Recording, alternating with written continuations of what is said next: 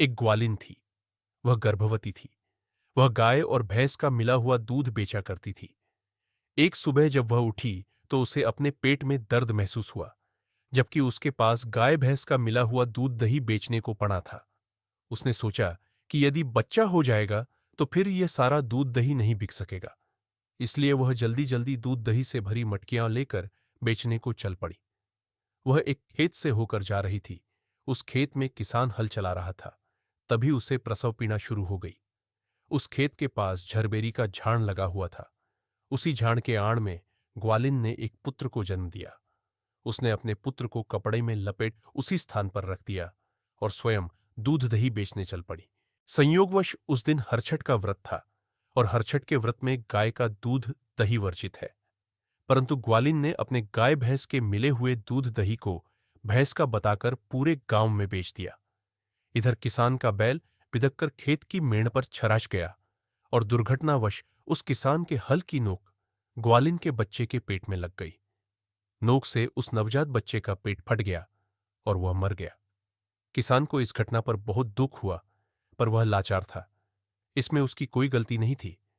उसने झरबेरी की कांटों से कुश के द्वारा बच्चे के पेट में टांके लगा दिए और उसे यथास्थान रख दिया। थोड़ी देर के बाद ग्वालिन दूध दही बेचकर लौट आई। आकर उसने देखा कि उसका लड़का मरा हुआ है। अपने बच्चे को मृत देखकर वह समझ गई कि यह सब उसके कर्मों का फल है। उसने सोचा, मैंने व्रत वाली स्त्रियों को झूठ बोलकर अपना दूध दही बेचा है, यह उसी पाप का फल है। अब मुझे अपने पाप का प्रायश्चित करना होगा। मुझे जाकर सभी व्रत वाली स्त्रियों से माफी मांगनी होगी। आगे भगवान की जो इच्छा होगी वही होगा। यह सोचकर ग्वालिन उस गांव में गई और गली गली घूमकर बोलने लगी, मैंने जो दूध दही बेचा है उसमें गाय भैंस का दूध दही मिला हुआ था।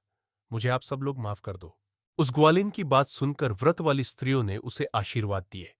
उन स्त्रियों ने कहा, तूने बहुत अच्छा किया जो सब सच सच बता दिया। तूने हमारा धर्म रखा।